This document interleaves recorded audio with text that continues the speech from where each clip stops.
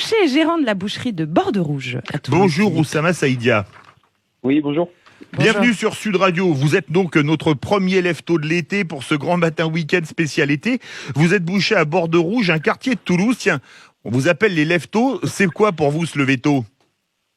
Se lever tôt, c'est se lever autour de 6 heures pour être au boulot à 7 heures pour moi. Et je sais qu'il y en a qui bossent encore plus tôt que ça, mais nous on est les matinaux en tout cas ici à Toulouse. Oui, on évite la circulation le matin et on repart après le soir. Oui, surtout l'échangeur de Borderouge étant toulousain, je connais bien.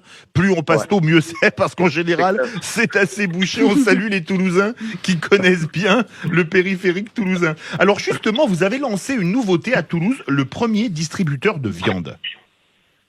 Ouais, non, on a voulu, moi l'idée m'est venue pendant le confinement. On avait pas mal de queues à l'extérieur. On a une boucherie qui reçoit pas mal de clients dans la journée. Et avec le confinement, les gens faisaient la queue à l'extérieur. Et parfois, quand ils arrivaient, ils demandaient juste, ils vont demander 1 kilo de merguez, ils vont demander une entrecôte.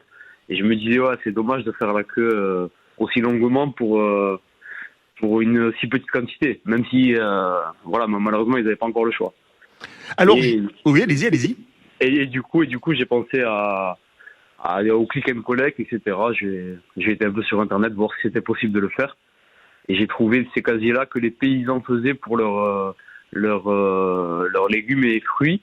Ils mettaient ça en bord de route et ils laissaient ça à disposition des gens en 24/24. Ah ben, c'est une bonne idée. Alors justement, vous êtes boucher.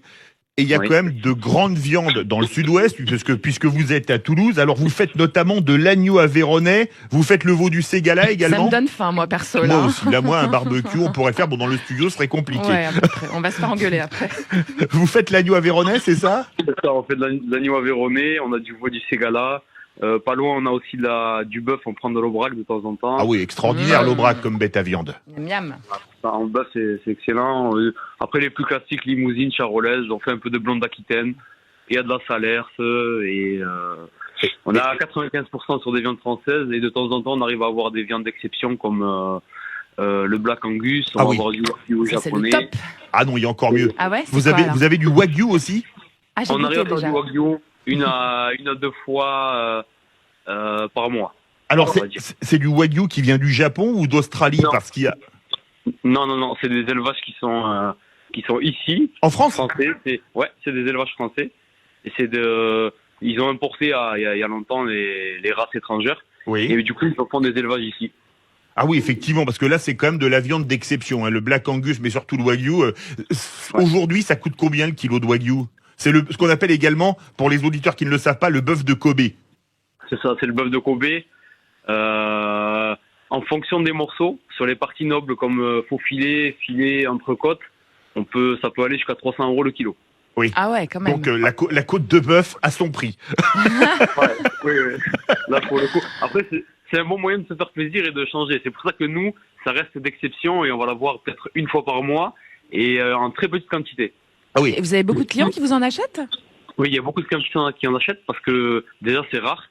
Ouais. Et puis, je vous disais, j'ai 6 à 7 kilos par mois. Oui. Les gens, ils me le réservent avant. Et voilà, ils cherchent à goûter chose de différent. Et en l'occurrence, pour le bœuf de Kobe, c'est complètement différent. Si vous n'avez jamais goûté, je vous conseille de le faire. Ah, j'ai eu la chance d'en goûter une fois et c'est vrai que c'est quand même quelque chose d'exceptionnel. Il y a quelque chose d'amusant, Oussama Saïdia. Vous êtes boucher, mais au départ, vous avez une formation qui est pas franchement boucherie, vous avez une formation en électronique. Ah oui, rien à voir, effectivement. Comment avez-vous fini boucher? Si vous voulez, moi j'avais une formation scientifique, j'ai eu un bac scientifique, ensuite j'ai été en électronique pour ma licence. Et j'ai un peu tourné à Toulouse pour essayer de trouver un boulot, mais entre-temps j'étais chez mon père qui est boucher depuis 27 ans. Ah oui, d'accord. Ah, cette famille. Oui. Et du coup, pour pas pendant ma recherche d'emploi, pour pas rester sans rien faire, j'ai été travailler un peu avec mon père. Ça a commencé par un peu et ça s'est fini par beaucoup. Et puis le métier en soi m'a plu. Et pour me former plus spécifiquement, j'ai été chez un ami qui a une boucherie traditionnelle en centre-ville. Oui. Donc j'ai fait 6 mois. Je lui ai pas demandé d'argent à côté. Je lui ai dit juste voilà si je t'embête pas et que je peux rester un peu avec toi apprendre le métier. Il m'a appris. Du coup j'ai pu revenir chez mon père et vraiment faire de la boucherie. J'en ai fait pendant 7 ans et ensuite nous est venue l'opportunité de reprendre la boucherie à Bordeaux Rouge. Alors, évidemment, en étant boucher, on doit bien aimer la viande. Vous en mangez à tous les repas ou au moins tous les jours? Non, moi du tout. Je vais en manger peut-être 2 fois par semaine. Ah ou oui. même... Ouais, je vais pas en manger beaucoup. Mais c'est pas bon de manger trop de viande non plus. Ça, hein. c'est vrai. Attention. C'est pas bon de manger trop de viande. Et même étant boucher, moi je déconseille aux gens de venir comme avant prendre tous les jours des gros paniers à viande et essayer d'en mettre à tous les repas. Ça sert à rien. Moi je préconise plutôt de choisir allez, peut-être 2 fois par semaine un bon morceau et vraiment de se C'est faire la plaisir. rareté qui fait la qualité, on est d'accord. hein. Ah mais complètement. Si on en mange tous les jours, franchement, il y a plus aucun plaisir. On retrouve pas ce plaisir là de manger de la viande. Qu'est-ce que vous aimez le plus dans votre métier? Dans mon métier, moi, j'aime bien recevoir la carcasse entière et pas travailler sur des pâtes, vous savez, les sous-vides là. Oui. Ça, c'est pas intéressant du tout. Et de pouvoir après dépiécer, désosser chaque morceau et lui donner de la valeur. C'est pour ça que quand c'est déposé en vitrine là, c'est. Oui, parce que c'est- j'avais entendu que les bouchers français, ils savent couper en 400 parties une bête, alors que par exemple, dans des pays comme l'Angleterre ou l'Argentine, c'est 56 parties. hein. Ah oui, Donc, c'est quand même pas la voilà. même chose. C'est de 1 à 8 le rapport, oui. Ouais, ouais. C'est Non, mais vrai? Ouais, oui, non, mais la boucherie française, elle a rien à voir. C'est pour ça que j'ai été moi pour me former avec mon ami. Il travaillait sur, il faisait juste une bête par semaine, mais il en prenait soin et il a détaillé au plus petit morceau. Ah oui, d'accord. Y compris les petits morceaux que les bouchers aiment bien se garder pour eux, la poire, le merlan ou la malheureuse. C'est ça. Il y a aussi l'araignée. Là aussi l'araignée. Ah ouais, alors, là l'araignée c'est une tuerie.